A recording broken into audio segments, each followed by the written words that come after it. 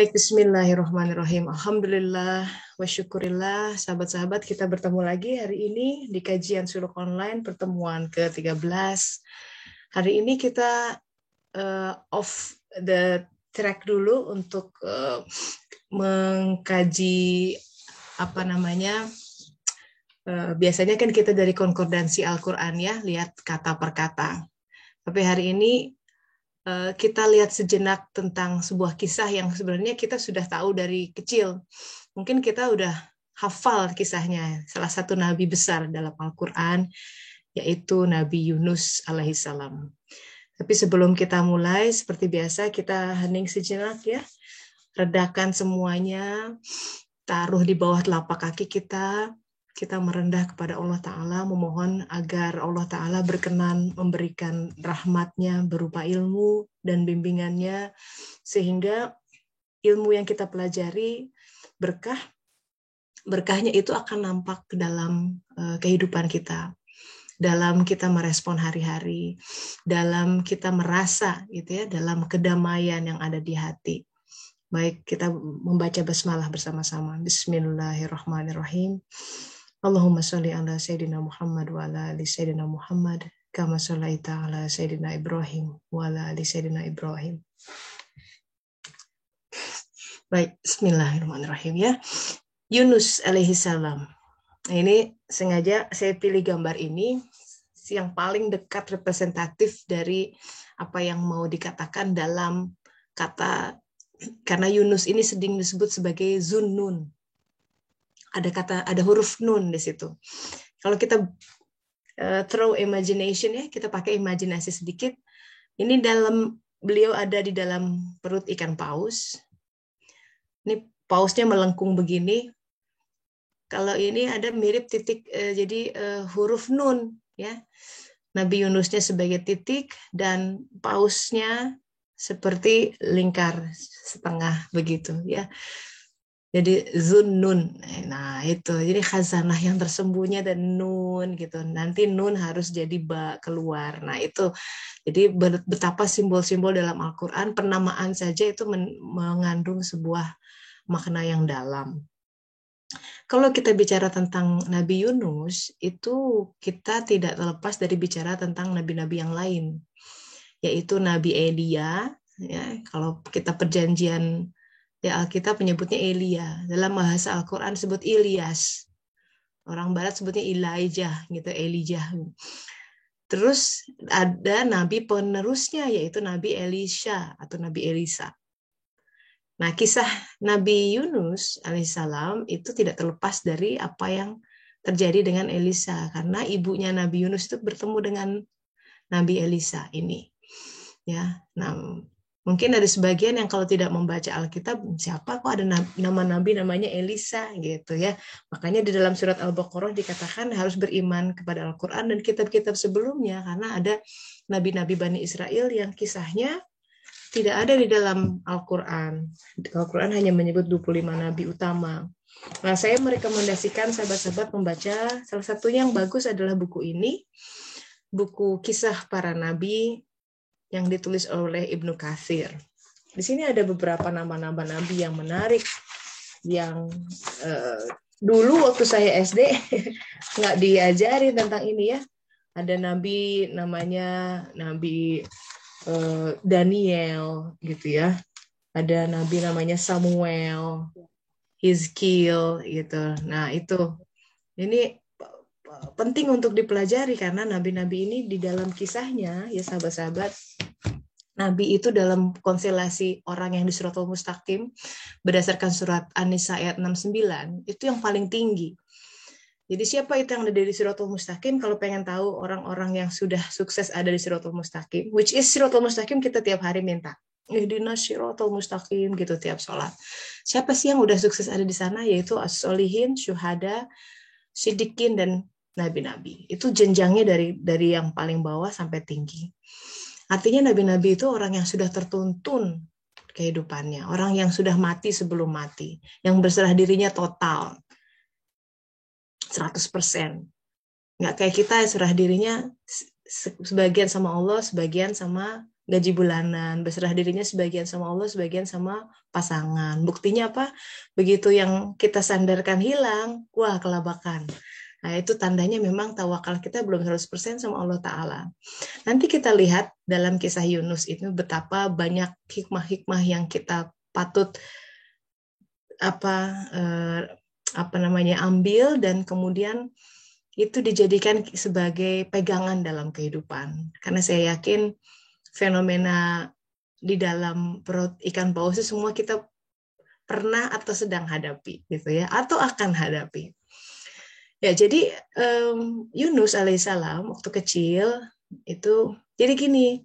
Pertama itu yang bertemu itu Nabi Elisa ya. Jadi Elisa itu sebagai nabi dia berkelana, berdakwah dari kota ke kota. Pada suatu saat beliau tinggal ketika tiba di kota adalah sebuah tradisi buat masyarakat di kota itu untuk menjamu.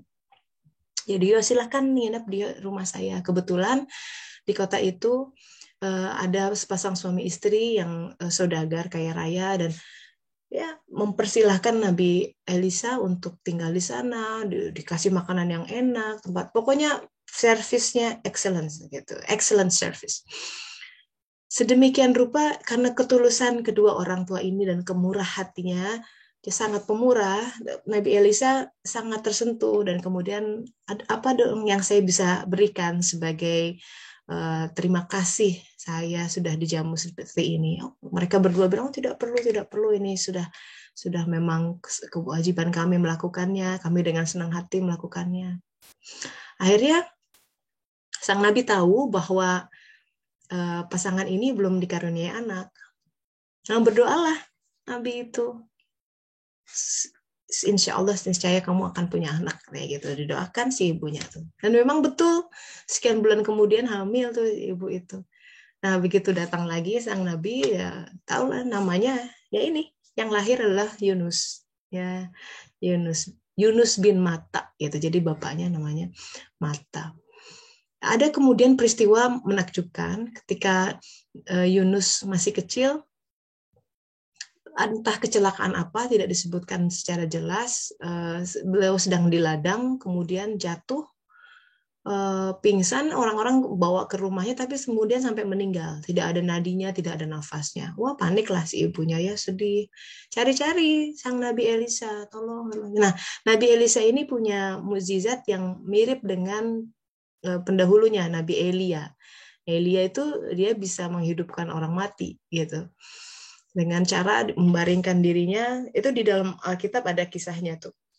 So biasanya penerus itu memiliki karomah yang mirip, dan Nabi Elisa kemudian singkat cerita memang menghidupkan Yunus yang bocah itu yang sempat mati dan jadi hidup lagi. Jadi itu ada sebuah persentuhan antara Yunus alaihissalam dengan dua nabi ini secara langsung dan tidak langsung. Hikmah apa yang pertama kita lihat? Pertama ya, kita belajar dari ibunya Yunus alaihissalam dan orang tuanya tentu. Betapa sifat pemurah itu bisa memberkahi anaknya. Lihat ya, orang tuanya pemurah, anaknya jadi nabi. Ya. Jadi memang tidak ada sifat selain sifat pemurah yang bisa melontarkan seseorang kehadirat Allah Ta'ala dalam arti meraih ridhonya dengan cepat. Jadi sahabat-sahabat kalau pengen ini ya, mungkin ada yang hamil, atau yang masih cari calon ya, atau anaknya sudah ini, didoakan dengan cara apa? Kita menyebarkan sifat pemurah sebanyak-banyaknya. Pemurah itu tidak selalu dengan harta ya. Kita selalu menolong, kita senantiasa punya spirit of doing something gitu, membersihkan RW satu RW dibersihin sendiri gitu ya, nggak cuma satu RT, itu juga pemurah. In essence adalah you contribute something. Kita berkontribusi sesuatu untuk sekitar kita. Dari level terkecil adalah di rumah kita kontribusi ya. Jadi niatkan ibu-ibu menyapu ya, beres-beres yang nggak habis-habisnya itu tiap hari ya, untuk Allah Ta'ala supaya ada berkahnya di situ. Jadi jangan anggap remeh ya upaya kita untuk membersihkan debu-debu yang tiap minggu harus dibersihin itu, cucian tiap hari yang harus dilipat dan disetrika ya. Dengan kita memaknai belajar agama, harusnya kita jadi lebih memaknai hal-hal seperti itu. Jadi jangan terlalu berpikir bombastis ya, bahwa kekaryaan tuh harus selalu yang dilihat orang. Justru yang sepi, orang nggak lihat, cuma kita sama Allah Ta'ala, tapi hati bernyanyi, berzikir. Nah itu suluk. Ya, nyuluk banget tuh gitu. Jadi kita, in essence, Tuhan tuh ingin kita bahagia, sahabat-sahabat. Tapi kan kita sendiri yang menutupi pintu kebahagiaan itu. Kenapa? Karena kita pengen pintu itu yang kebuka, padahal 100 pintu lain terbuka. Nah, our mindset, cara kita berpikir, cara kita merespon, memandang sesuatu, seringkali membuat kita mengurung diri sendiri di dalam perut ikan paus. Itu sebuah simbol. Nanti kita akan lihat ya. So, ini Nabi yang luar biasa, kata Rasulullah. Sampai Rasulullah tuh bilang nggak boleh ada yang kalau ada yang bilang dirinya lebih baik dari Yunus bin Matta itu tidak boleh gitu ya. Jangan kalian apa namanya di sini sampai ada kata-kata begini dalam buku ini, jangan kalian mengutamakan diriku atas para nabi dan tidak pula atas Yunus bin Matta. Jadi Rasulullah melihat ada keutamaan yang luar biasa. Dan kenapa orang cenderung menjelekkan? Coba lihat ya di khazanah yang lain, kadang-kadang Nabi Yunus ini namanya tercoreng, disebut, ini contohnya nih, salah satu slide yang saya temukan, wah dikatakan Jonah runs, dia dikatakan melarikan diri dari tugas Tuhan. Jadi Nabi Yunus itu diperintahkan oleh Allah Ta'ala untuk datang ke kota Nineveh, untuk menyeru suatu kaum di sana, katakan bahwa azab itu akan datang ke sana. Seru. Maksudnya diseru mereka supaya taubat. Siapa tahu azabnya nggak jadi datang. Kenapa azab datang? Karena mereka selalu menyembah berhala, menyekutukan Tuhan, berbuat kefasikan, pokoknya berbuat kerusakan. Ini rahmat Allah ya, kasih sayangnya Allah. Dikirimlah utusan ke sana. Yunus lah ini. Yang menarik, Yunus itu nabi bangsa Bani Israel, sahabat-sahabat. Dan di Nineveh itu bukan Bani Israel. Ini menarik fenomena ini. Biasanya nabi-nabi Bani Israel itu diutus ke kaumnya, termasuk Isa alaihissalam itu untuk Bani Israel. Tapi ini Nineveh itu bangsa Assyria yang karena sang nabi itu orang yang berpengetahuan ya Allah ajari, dia tahu bangsa ini besar sekali, kuat. Di masa depan dia bisa menyerang Yerusalem, bangsanya sendiri. Dia ada vision seperti itu. Jadi beliau juga agak bingung barangkali ya, kok saya disuruh ketemu untuk menyelamatkan penduduk yang kalau itu selamat, in the future itu mereka akan membunuh bangsa-bangsa saya gitu, menghancurkannya. Itu. Tapi kalau Nabi kan berserah diri. Nah, tapi ada kemudian ini penggal yang banyak orang salah paham bahwa ada memang dalam Al-Quran dikatakan Nabi Yunus marah gitu ya, seolah jadi mutung lah. Ketika ke sana orang tidak mendengarkan seruannya, beliau lari ke daerah Yopa gitu ya, ke bagian selatan untuk kemudian sebenarnya tujuannya ke Tarsis di daerah Spanyol sekarang. Jadi akan naik perahu dari Yopa ke Tarsis. Nah ini peristiwa beliau ditelan oleh ikan paus di sekitar Laut Mediterania lah. Ya jadi begitu naik kapal itu kan ceritanya. Jadi pertama ini ya hikmah lain. Ini Nabi aja bisa terfitnah kayak gitu sahabat-sahabat. Sampai sekarang tidak sedikit orang yang memandang Yunus orang yang lari dari tugas. Yonah runs gitu. Aduh, Masya Allah. Saya bersaksi tidak seperti itu. Tidak seperti nabi-nabi itu berserah diri. Kalaupun dibuat seolah-olah lari, ya karena ada skenario tertentu. Apa skenario itu? Ya, kita akan lihat nanti. Sekarang berikutnya nanti ada. Jadi ketika sudah naik kapal, kita tahu cerita ini ya. Tiba-tiba kapalnya yang tadinya lautan tenang di tengah-tengah Allah buat itu badai, tiba-tiba gelap, terus badai besar. Nah yang menarik, semua orang di kapal ini gambarnya nggak presisi ya, tapi karena kapalnya lebih besar barangkali. Cuman karena saya harus depict ini satu capture ya bahwa ketika badai datang, semua orang di kapal itu panik. Nabi Yunus itu tidur. Sleeping through the storm. Masya Allah. Yang sedih ya, saya kalau baca ada website yang lain gitu, walaupun mengutip dari kitab suci, dia katakan this is the sleeping of the criminal, katanya gitu. Jadi seolah-olah beliau tidur itu mencerminkan, diinterpretasinya begini jadinya. Dia tidak peduli dengan kesusahan orang di sekitarnya. Astagfirullah, astagfirullah, astagfirullah. Jauh dari itu. Saya memaknainya seperti ini. Nabi Yunus dibuat tertidur ya. Ingat nabi-nabi, orang yang berserah diri itu semua dia menunjuk, ngeliriknya itu Allah yang bimbing. Dia tertidur, tanda orang beriman itu. Nah, ini guru saya juga bilang begitu. Orang beriman itu ya katanya, langit runtuh pun hatinya nggak getar, nggak gitu ya. Kan kita tahulah hati gemetar kayak gimana, benar nggak? Masuk tempat gelap, takut ya. Gaji nggak cukup, gemetar ya. Anak-anak ini mahal, semua serba mahal, gemetar. Ada isu tentang pasangan kita, barangkali itu ada selingkuh, gemetar ya. Padahal belum tentu benar tuh. Misalkan atau apalah ya, kalau ini pembimbing nyebelin, gemetar.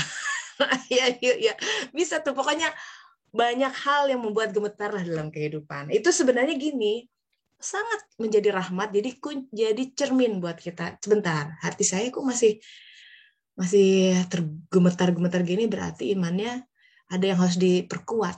Karena kalau imannya kuat, ini ya badai segini, tidur sahabat-sahabat. Tidur itu melambangkan kok tenang ya hatiku gitu ya. Orang bisa lihat kehidupan kita, waduh, kasihan sekali kamu gitu ya, poor you gitu. Tapi kok enggak, saya sih hatinya tenang aja, nggak tahu. Kita juga nggak tahu kenapa. Mungkin banyak zikir, untuk apa? Pastilah itu zikir ya.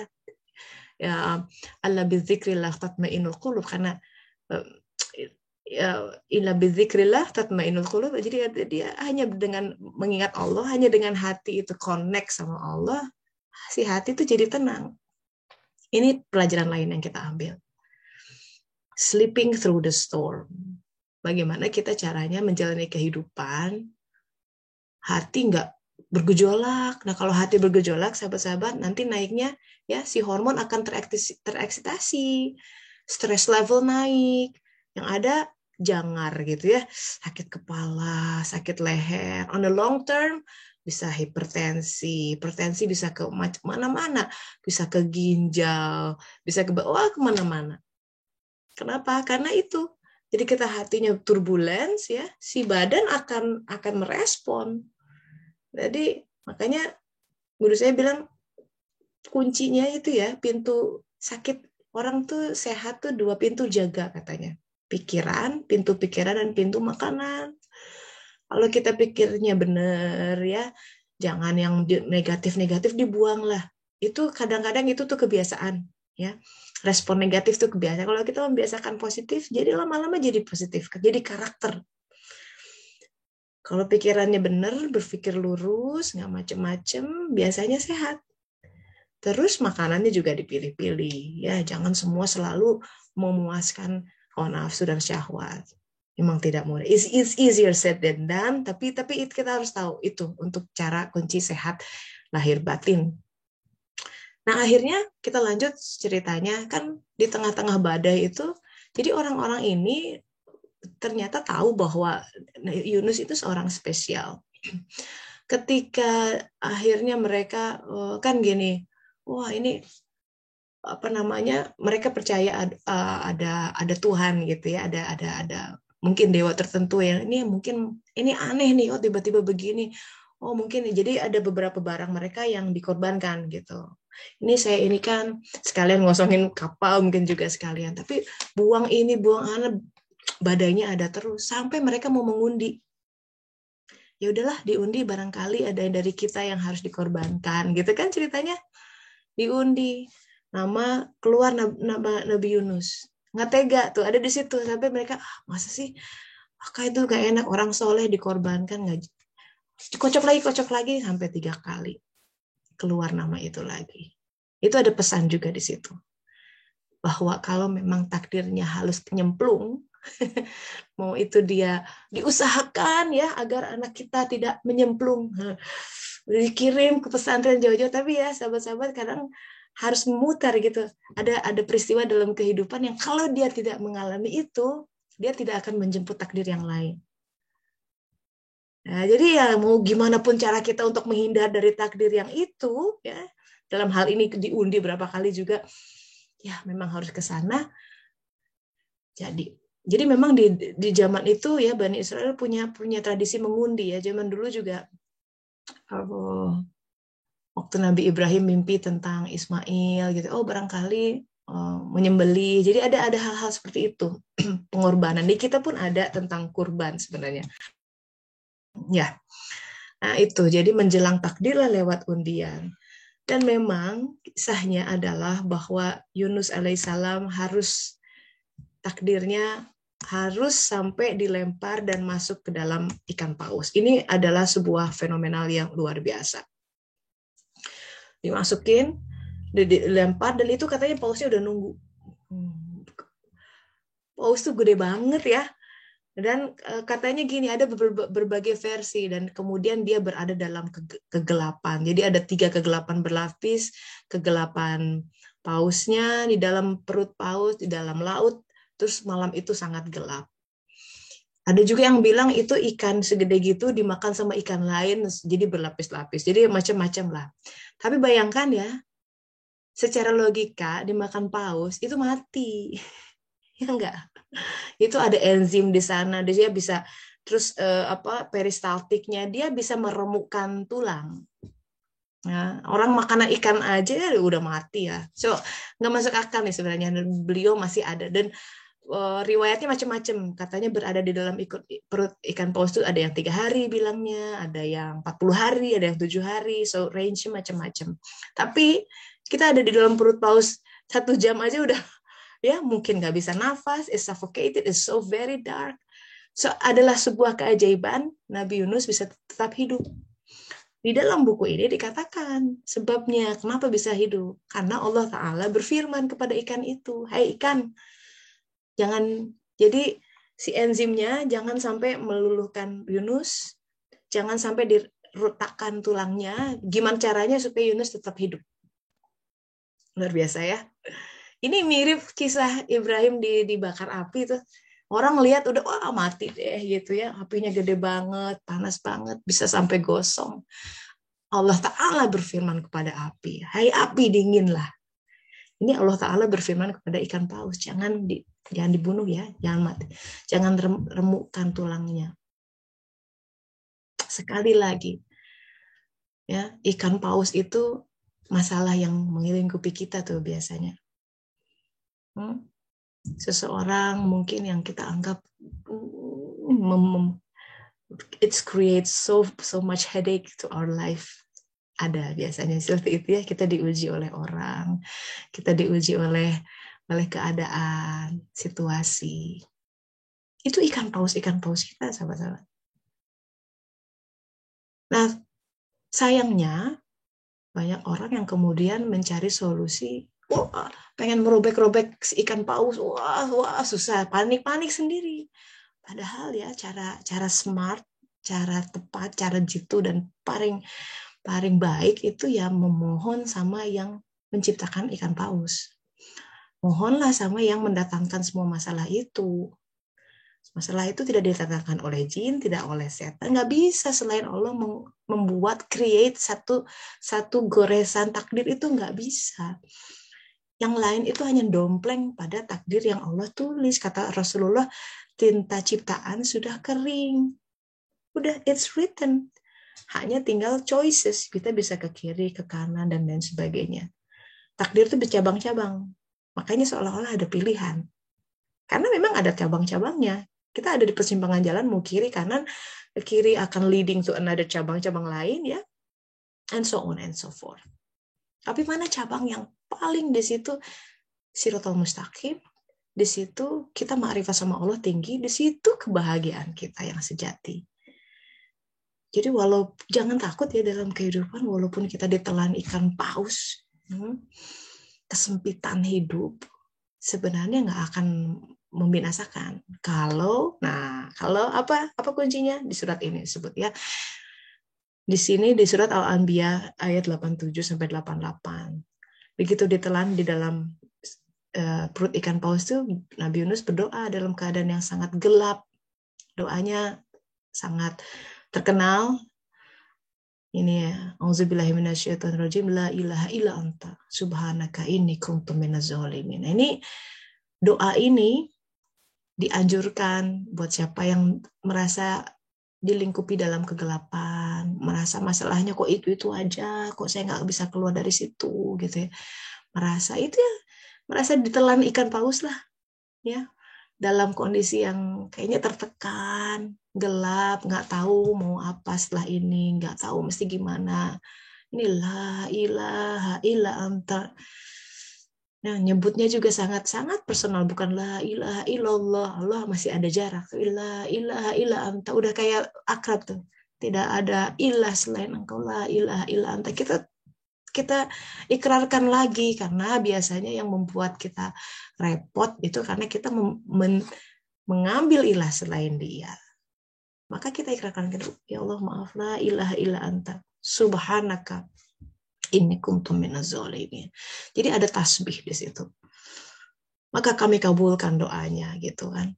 Jadi disebutkan dalam Al-Qur'an juga, seandainya Yunus itu bukan minal musabbihin, bukan orang-orang yang bertasbih, maka dia akan ada di dalam perut ikan paus sampai hari kiamat. Artinya akan mati di sana, dibangkitkan masih dalam perut ikan paus. Karena kan hadis Nabi, orang itu nanti dibangkitkan di alam sana, alam akhirat, sesuai dengan keadaan dia ketika mati. Makanya kata Nabi, ada para syuhada itu yang datang tuh sampai dengan tangan potong gitu. Dan dia bangga dengan itu karena, hey, I'm fighting for my belief gitu. Jadi mohonlah husnul khotimah gitu ya, jangan sampai kita meninggal dalam keadaan hina gitu ya, dan ya nanti bangunnya dalam keadaan seperti itu. Nauzubillah min dzalik. So, ini tindak lain ya dari kisah Yunus, bahwa tidak ada, there's no mountain too high gitu lah, nggak ada gunung yang terlalu tinggi untuk tidak bisa didaki. Permasalahan apa sih yang nggak bisa selesai gitu? Semua tuh bisa, semua tuh ada masanya. Kadang kita tuh yang kurang apa? Kurang sabar. Kurang sabar melihat bahwa ini tuh ritme semesta. Yang namanya hidup tuh sahabat-sahabat ada up and down. Up and down, pulse. Itu pulse, detak kehidupan. Yang tanpa itu kita mati.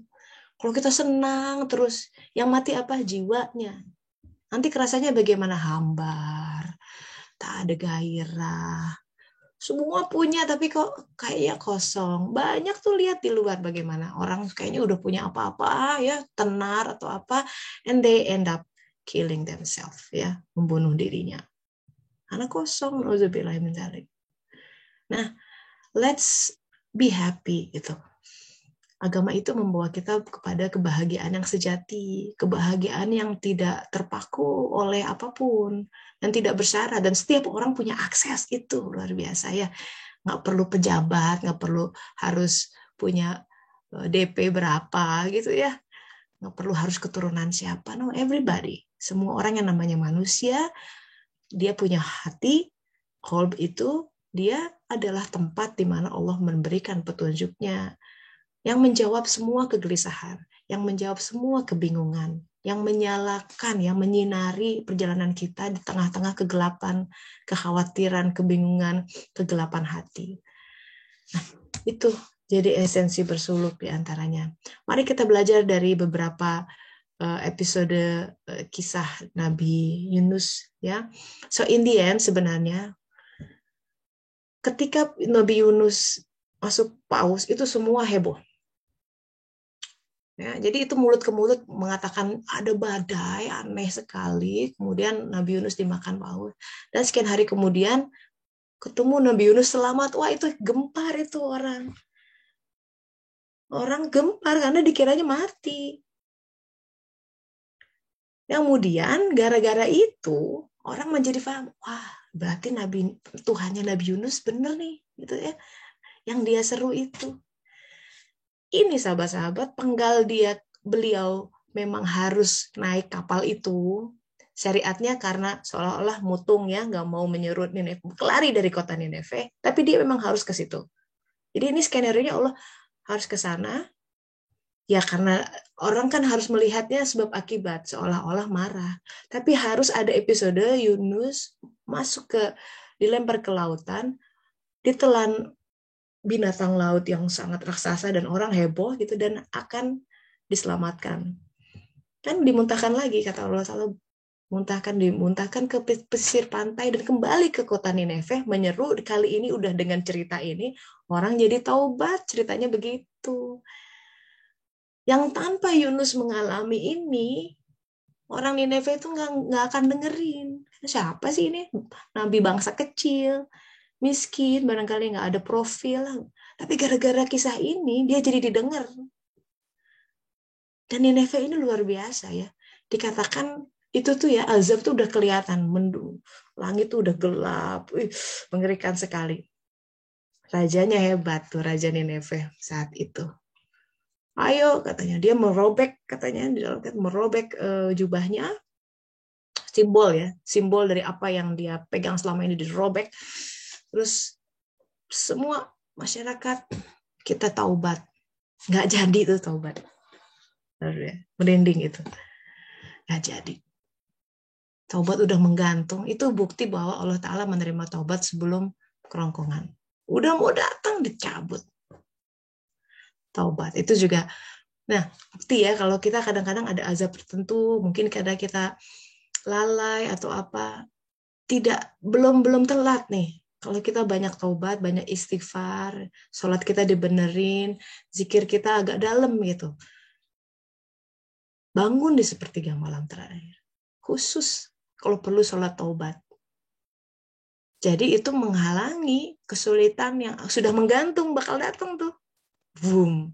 Kenapa dia didatangkan? Untuk membersihkan itu tadi. Untuk membersihkan kezaliman dalam diri kita. Makanya kan doanya la ilaha illa anta subhanaka inni kuntu minaz zalimin. Doanya gitu karena zolim jadi ditelan ikan paus. Karena zolim jadi ditelan oleh masalah yang ada di dia. Nah, zolim itu kan kegelapan. Ada kegelapan dalam hati kita. Mungkin ada marah tertentu, marah terus. Spesifik topik itu kok masih emosi bang. Taubat, banyak istighfar. Tidak ada yang tidak mungkin buat Allah Ta'ala.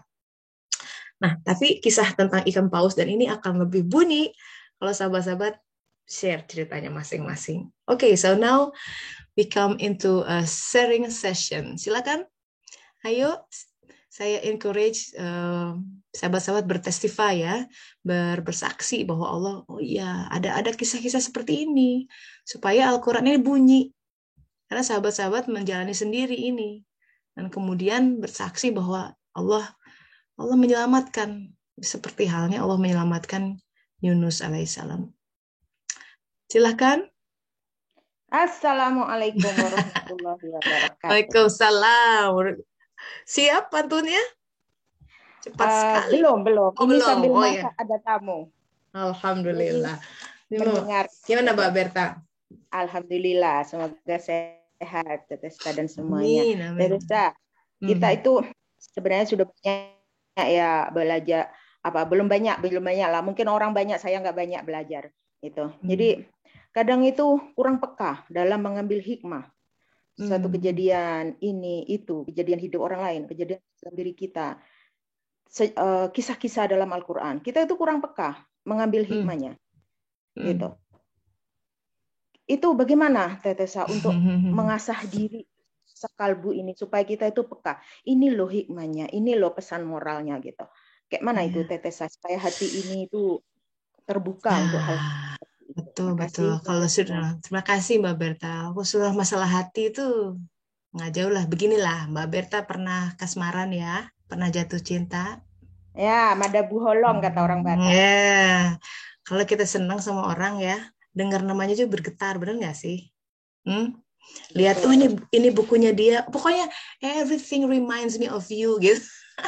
Ini dulu sepeda, aduh dia yang make dulu.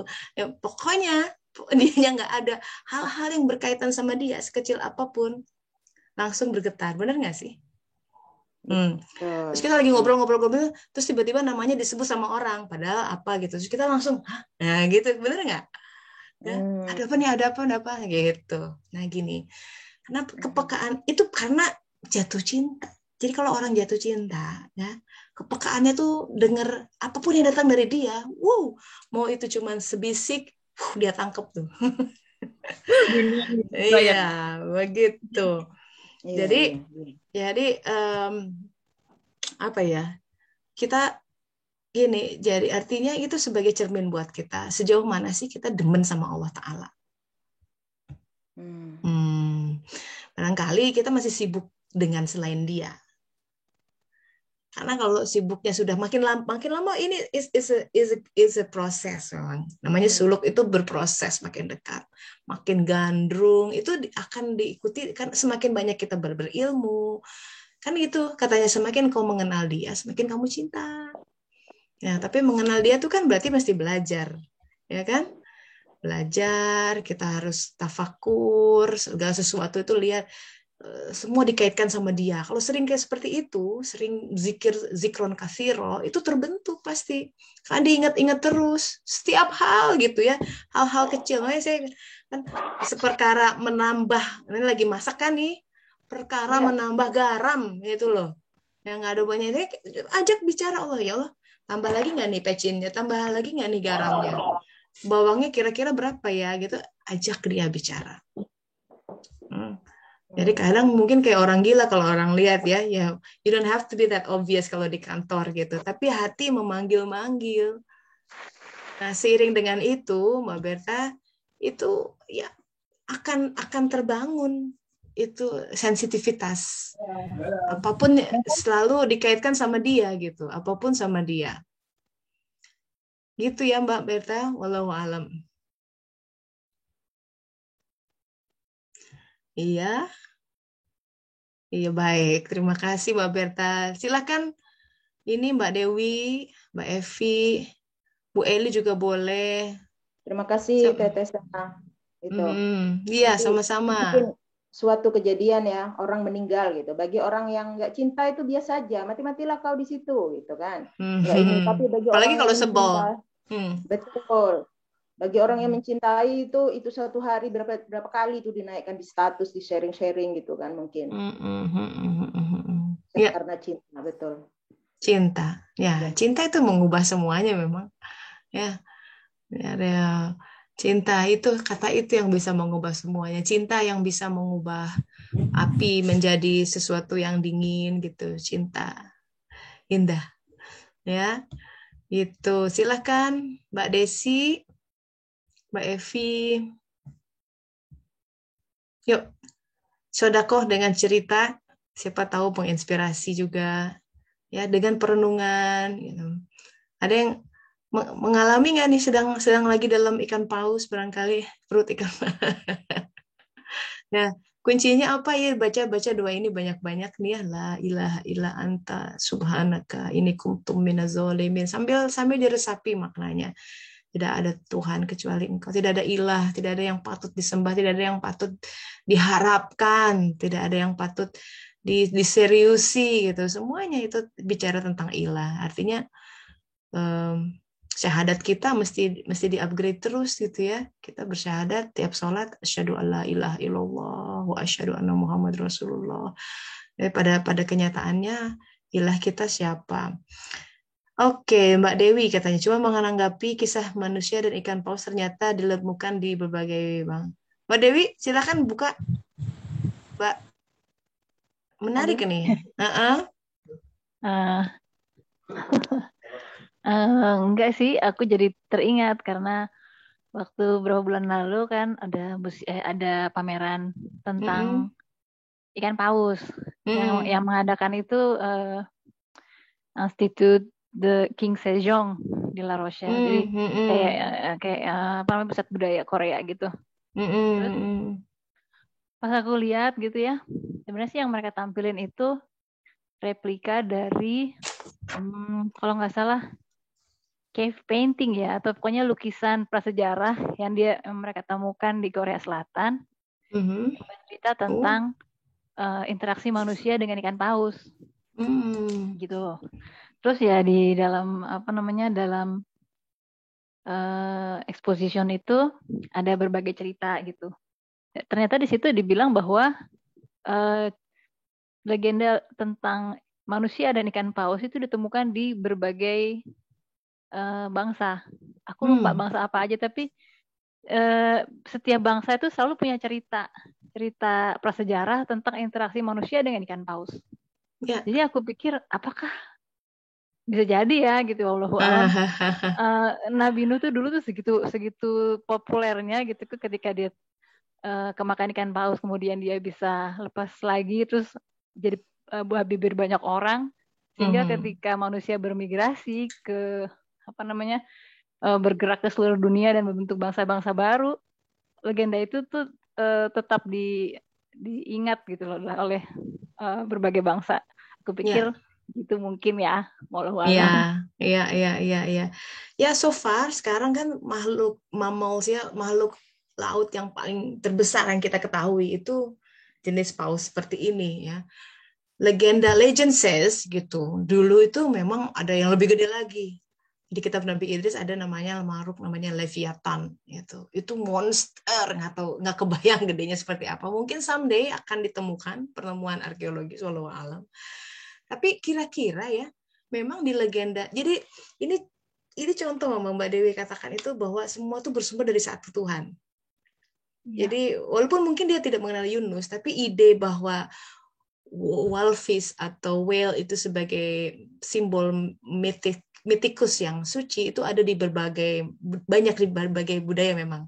Aboriginal juga ada gitu ya, dia ada painting. Sampai di Australia coba jauh-jauh ya, kan itu benua benua lain tuh.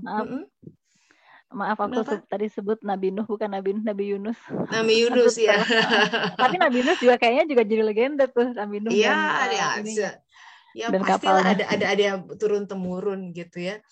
Jadi memang di legenda, contohnya kisah Nabi Sulaiman alaihissalam, itu pernah suatu saat beliau tuh bilang gini sama Allah Ta'ala ya, out of his devotion, seperti ini seorang nabi yang luar biasa ya. Ya Allah, bolehkah aku memberi makan makhluk-makhlukmu sehari saja? Nah, ya. Karena beliau melihat dirinya memang diberi nabi paling kaya, paling kuasa. Wah, beneran kata Allah, sehari ya bukan sehari, bahkan kalau tidak salah sekali saja. Jadi mungkin makan siang aja gitu. Beneran ya. Karena dia menguasai semua, jadi tahu ilmu-ilmu orang, tahu bahasa semut ya kan. Jadi aku yang akan out of his ini gitu, karena ingin devotion gitu. Tapi ada pertanyaan, respon Allah tuh kayak doubting gitu. Beneran kamu bisa? Ya coba, udah dikasih aja kesempatan. Akhirnya karena Nabi Sulaiman itu menguasai alam jin ya, dikerahkan semua itu yang visible invisible forces kayak di Lord of the Rings gitu ya. Itu makanan tersebar unimaginable things gitu. Oke, katanya semua siap, sudah terhidang, makan siang sudah terhidang, barangkali gitu ya. Silahkan makan. Terus Allah mengutus satu makhluk, katanya itu nggak disebutkan jenisnya apa, dari laut, disebutkan dari lautnya, melahap itu semua makanan. Oh ya, itu dari mana habis. Aduh, ada buku Ibnu Katsir mungkin ya. Coba dilihat deh. Kisah itu beliau kan historikus, jadi dia banyak kisah-kisah seperti itu. Semua dilahap, itu yang jatahnya harimau, jatahnya semut, jatahnya gajah.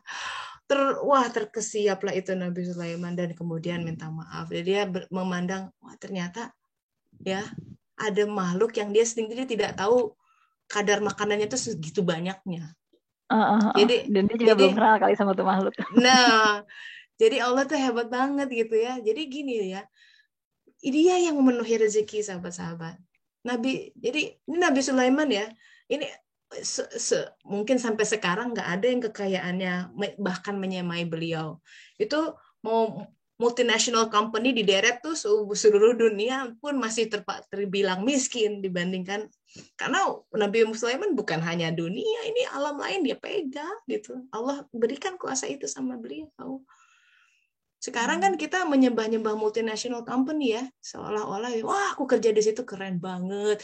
Kalau aku sudah wah permanen kontrak dijamin kehidupan sampai belum tahu ya yang menjamin ada dia yang lebih itu cuman a peanut gitu. Jadi kadang-kadang kita suka terbawa ilusi dunia ya, hal-hal seperti itu membuat apa ya tauhid kita terpeleset gitu. Nauzubillah, terpeleset untuk mengatakan bahwa wah ini kalau sudah masuk sini atau sudah jadi ini, hati yang bilang, kadang-kadang mulut nggak bilang insya Allah terjamin masa depan. Hati-hati tuh ungkapan-ungkapan kayak gitu ya, menduakan Allah. Karena kita menyandarkan hidup kita, masa depan anak-anak kita dengan itu. Oh itu bisa teruji tuh. Ngeri. Guru saya bilang gini, ya seandainya kamu punya uang 1 miliar, you name it lah, 1 trillion sekalian. Jangan sekali-kali pede nanti malam aku bisa makan. Coba bayangin, nanti malam bisa, apa susahnya sih? 100.000 juga udah kenyang banget. Ini 1 miliar, 1 triliun. Seolah-olah kita tuh, ini masalah tauhid ya, tawakal. Uang banyak, dibikin mati, nggak makan beneran ya.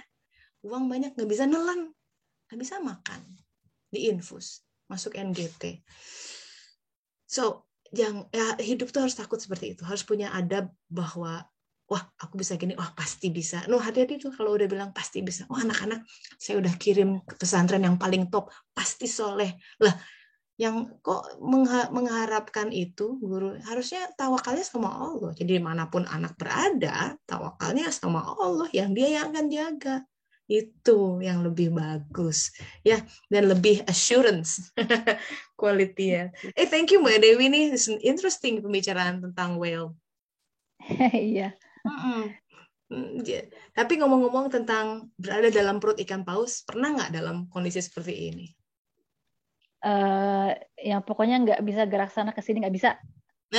Pokoknya wah gelap banget, I don't know what to do, and then kemudian gimana Allah menyelamatkan dan apa yang terjadi di sana? Ya, yang aku alami sih waktu itu, jadi aku baru lulus kuliah S2.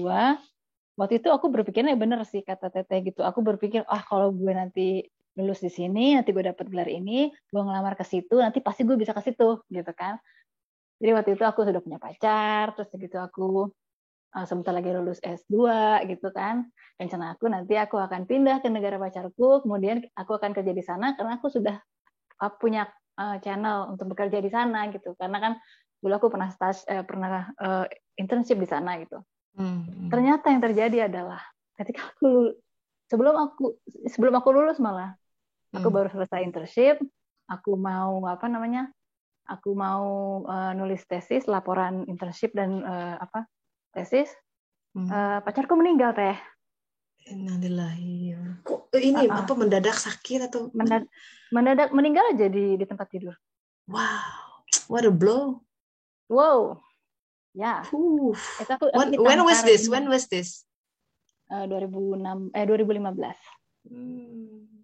Wow. Situ bumi tiba-tiba upside down ya, kiamat tiba-tiba gitu. Nah, waktu itu tuh pokoknya waktu itu kita berdua udah sama-sama yakin kita akan bersama gitu, karena dia juga merasa I found you gitulah gitu ya. Terus ya aku mau tidak mau harus menulis tesis dalam keadaan jiwa rontok begitu ya. Tapi aku pikir aku untuk bisa sampai ke Perancis ini S2 ini juga jalannya berbatu-batu gitu. Kalau aku nyerah sekarang nggak bisa nih, nggak boleh, aku nggak boleh nyerah. Namanya aku nggak bersyukur gitu kan. Ya udah, terus dengan sekuat tenaga aku selesaikan tesis. Alhamdulillah aku lulus. Tapi setelah itu secara psikologis kan aku deprime ya, apa sih? Ya, depresi gitu kan. Depresi, dan aku nggak bisa ngapa-ngapain. Mau ngelamar kerja aja, nulis CV aja nggak bisa gitu kan. Jadi yang aku kerjakan waktu itu hanya meneruskan pekerjaan aku selama aku jadi mahasiswa. Aku tuh kerja di restoran setiap subuh.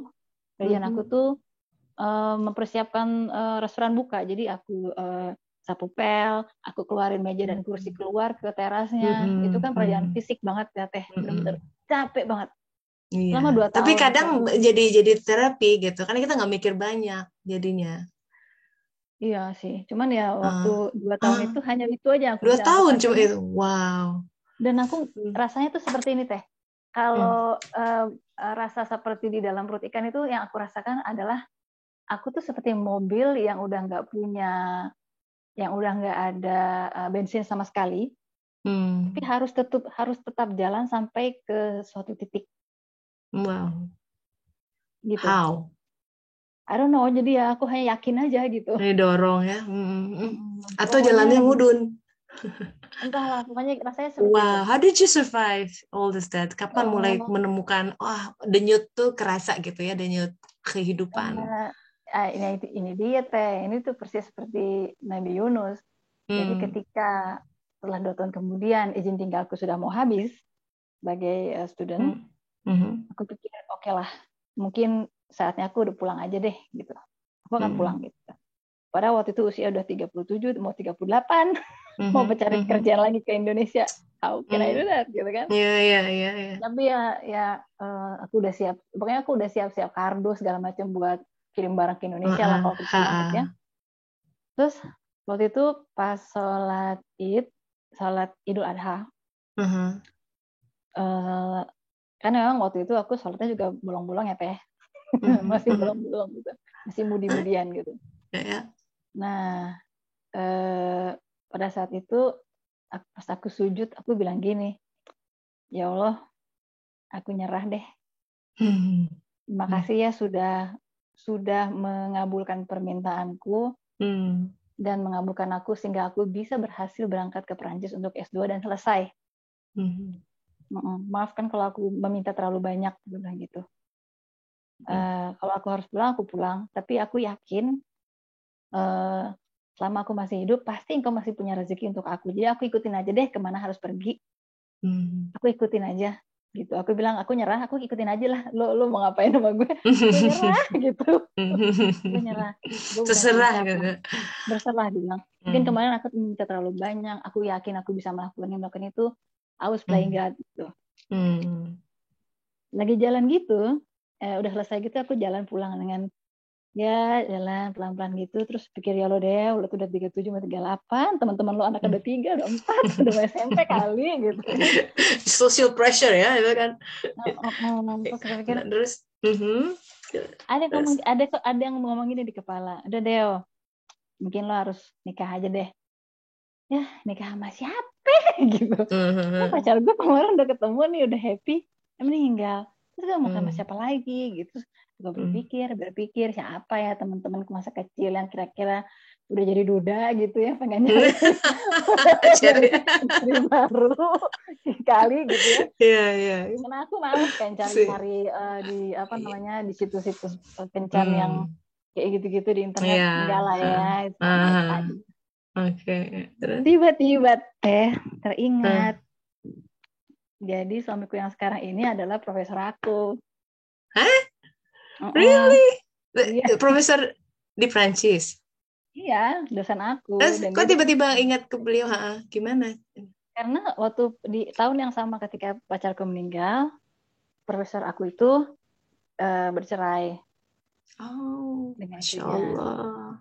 Jadi dia pun terpukul gitu kan. Dia merasa aku sudah jauh-jauh ke sini, terus ternyata dia tidak mau meneruskan dengan aku, ya sudahlah gitu kan. Sebenarnya jauh lagi kalau melihat ke belakang, pertama kali aku melihat suamiku ini di kelas, waktu itu, di hari pertama kelas dia, tahun 2013 itu, 2014 aku mulainya. Ada suara di benak aku yang bilang, ini orang ini sebenarnya muslim nih, tapi dia nggak tahu. Wow, iya. Jadi ada impresi tersentuh ya, ada dari sampai keluar begitu. Karena aku melihat aura. Orang ini kulit putih, berpendidikan tinggi, tapi berpikiran seperti seorang muslim gitu. Seandainya di seumuran aku boleh juga nih gitu kan. Tapi itu hanya pikiran yang tercetus saat itu aja, udah gitu. Gak kepikiran lagi, aku pikir gue sama dosen gitu kan. Ya sudah Teh, akhirnya ketika lagi jalan dan kemudian tercetus. Nah tuh dosen lo kan katanya kemarin lo dengar rumor katanya dia udah baru cerai dan tahun ini sudah ketok palu, jadi dia udah resmi sebagai seorang bidan. Aku tuh dengarnya selintas-selintas aja dari mahasiswa S3 dia yang kebetulan aku juga kenal gitu. Oke. Terus? Dan memang you make the contact. Tahun sebelumnya dia tuh PDKT juga sama aku. Oh. Ada momen. Tahun sebelumnya. Berarti masih ada pacarnya dong? Enggak. Jadi pacarku meninggal tahun 2015.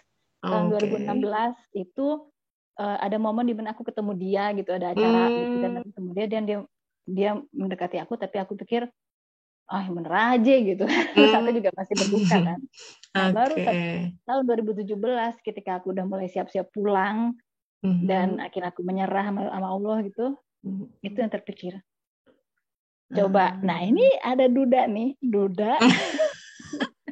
dan lo kenal, orangnya baik, lo tahu integritas dia, reputasinya bagus, dan dia pernah PDKT sama lo, kenapa lo nggak mau? Terus aku pikir di satu sisi enak aja, gila lo ya gitu kan. Itu jadi pulang sholat itu so many things happen in your mind ya. Ya. Setelah doa begitu lagi jalan, wow. Nah, akhirnya aku bilang sama temanku bilang, ya udah Mbak Dew, kalau misalnya itu mungkin Mbak Dew harus kontak dia ya, siapa tahu dia bisa bantuin mungkin S3 kayak apa gitu ya. Padahal ini udah barang-barang udah didus tuh ya, udah siap dikirim. Iya, sebagian besar udah didus. Terus aku malas banget kan, aku mesti kontak dia lagi, malas banget, udah gue tolak lagi tahun lalu kan. Tapi aku kirim email lagi, aku bilang aku mau S3 kira-kira gimana ya gitu. Aku udah nulis beberapa research project gitu kan yang aku pikir gila kali gue nulis ginian gitu kan. Tapi akhirnya dia malah menganggap gimana kalau kita ngobrolnya sambil makan aja. Oke. Sudah akhirnya one thing leads to another. 3 bulan kemudian kami menikah. Wah. Masya Allah. Jadi Mbak Ayu coba lihat di daerah akademik barangkali jodohmu di daerah situ. It's inspiring ya. Dan dia sekarang masuk Islam.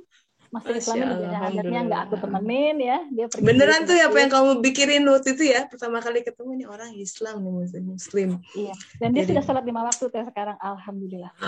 Masya Allah, Masya Allah. Wow. Nah, itu juga prosesnya juga lumayan sih, tapi alhamdulillah Allah mendengar jawaban menjawab doa saya dan ibu saya.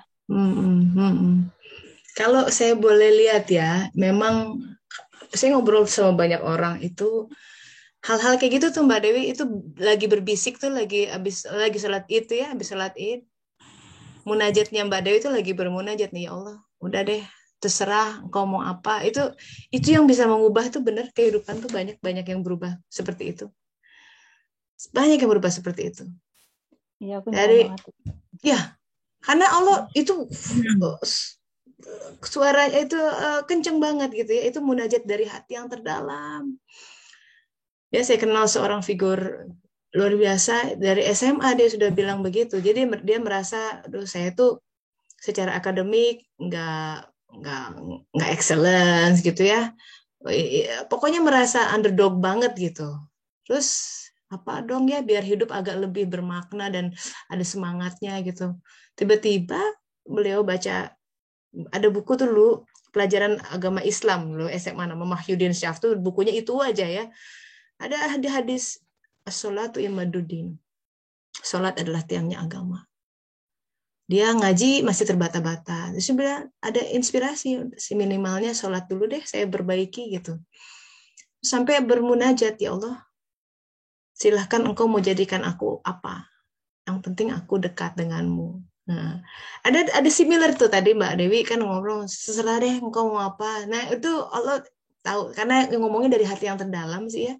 Langsung tuh kan hitungan berapa menit tuh, berapa jam keluar inspirasi menghubungi, and that leads you to another live episode. Iya begitulah. Beautiful. Seru banget ya, seru banget.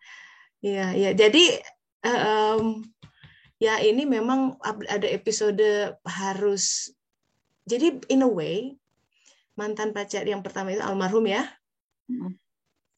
posisi dia itu seolah-olah menarikmu ke sana untuk mendekati jodohmu. Gitu Ya kan, kalau nggak ada jadian sama dia dulu kan nggak akan ke situ. Nah hidup tuh udah kayak gitu-gitunya sahabat. Jadi kita memutar gitu seolah-olah ya. Jadi tapi kalau nggak ngelewatin itu nggak akan, it leads to another things gitu. Dan kadang-kadang peristiwa itu bisa jadi peristiwa yang mungkin aib buat kita. Mungkin is a setback buat kita dalam pandangan kita ya. Mungkin kegagalan dalam pandangan orang banyak. Tapi tanpa kita melalui itu nggak akan ada kita menjelang suatu karunia di episode penggal berikutnya. Nah, belajar dari kisah Yunus alaihissalam. Kadang-kadang ya kita nggak bisa mengelak dari suatu takdir tertentu yang harus dilewati. Seperti halnya undian terus nama Yunus keluar. Seandainya Nabi Yunus tidak ada episode ditelan ikan paus dan selamat, penduduk kota Nineveh nggak akan dengar seruannya dan akan tertimpa azab. Kadang-kadang ada satu hal dalam kehidupan kita yang kita berusaha sekali untuk avoiding ya, menghindari, tapi justru itu mencegah kita dari azab yang lebih besar. So the moral of the story is always trust in God. Selalu percaya deh dengan semua pengaturannya, ya. Jangan meronta-ronta terlalu banyak gitu. Kalau selama begini, selama kita udah dari awal, ya Allah silahkan atur, terserah engkau, itu wow, cepet tuh biasanya kalau udah begitu, apalagi dari hati yang terdalam, silahkan ya Allah atur, terserah engkau, cepet. Nah untuk dapetin itunya itu masalahnya, the sense gitu, dapetin feelingnya sampai kita ngomong itu bisa dari hati yang terdalam, karena kita tahu tuh kita ngomong cuma lip service, terserah engkau, atau dari yang terdalam. Kadang kita harus ditempatkan dalam situasi yang it squeeze us so much gitu ya. Kalau dalam Al-Quran tuh ya Allah kapan pertolonganmu datang, itu tuh sampai gitu. Situasi di mana itu gelap banget, blue banget, sedih banget, depressed in your case tadi kata-katanya seperti itu. And that is itu waktu kita dikeringkan, difakirkan. Dalam bahasa Alkitab itu hari Tuhan datang. So apapun itu bergembiralah gitu, karena kita kadang-kadang dikeringkan seperti itu. Dia ingin hadir memperkenalkan dirinya sebagai Rob. So apapun itu sahabat-sahabat, indah saja hidup itu, nikmati ya kurang lebihnya, sempit luangnya gitu ya, dingin panasnya, just enjoy it. Rugi kalau kita kehilangan keceriaan bersama dia hanya gara-gara kesel, hanya gara-gara emosi, itu rugi. Makanya nanti di hadis dikatakan di surga nanti, ini penghuni surga nih ya, penghuni surga, mereka tuh ada satu hal yang disesalkan. Wah, masih sesal. Kenapa? Jadi ada penggal-penggal dalam hidup yang mereka kurang sabar saat itu, kurang istighfar, karena mereka lihat, aduh gara-gara aku kurang sabar di sininya jadi gigi. They miss a lot. What they miss, mereka baru sadar di alam nanti. Jangan sampai kita kehilangan penggal-penggal saat kita di dunia, mumpung masih ada nafas sahabat-sahabat. Ini aduh nikmat sekali gitu ya, bisa bernafas, semua ambil dengan semua, radar kita pasang, tadi kata Mbak Berta, gimana caranya supaya sensitif, radarnya dibuka lebar-lebar. Dia tengah selalu berbisik kepada kita lewat segala ciptaan dan takdirnya. Nikmati itu. And that's the way untuk mendekat sama dia. Teh Sari, maaf ini ya, waktunya sudah habis, saya ngurus anak-anak, di share di masa yang akan datang. Insya Allah saya sudah baca chatnya, doanya, pokoknya doa yang dari hati itu apa adanya, that's the best gitu ya. Jangan kita baca doa tapi nggak ngerti, mendingan yang dari tadi ya Mbak Dewi berdoa dalam bahasa Indonesia, mungkin dalam bahasa Perancis, or ya as long as bisa menjiwai itu, ya Allah terserah deh gitu. Tapi aduh itu loh munajatnya, ada rasa kedekatan, intimacy di situ yang nggak ada duanya gitu. So thank you for sharing Mbak Dewi. So interesting. Mesti bikin buku tuh ya. So Luar Kalau biasa. ke Amsterdam, aku ketemuan Mbak Tisa deh. Yeah, definitely. Okay, and Mbak Ayu, I'll see you tomorrow. Ya. Insya Allah. So thank you everyone for joining. Semoga bermanfaat. Kita tutup dengan alhamdulillahirobbilalamin. Subhanaka Allahumma wa bihamdika asyhadu an la ilaha illa anta astaghfiruka wa atubu ilaik. Alhamdulillah. Terima kasih Terima ya. kasih Thank Teh you for Tessa, sharing. Terima kasih Bu Tessa. Tutup dulu. Assalamualaikum. Waalaikumsalam warahmatullahi wabarakatuh. Teh. Morgen teh.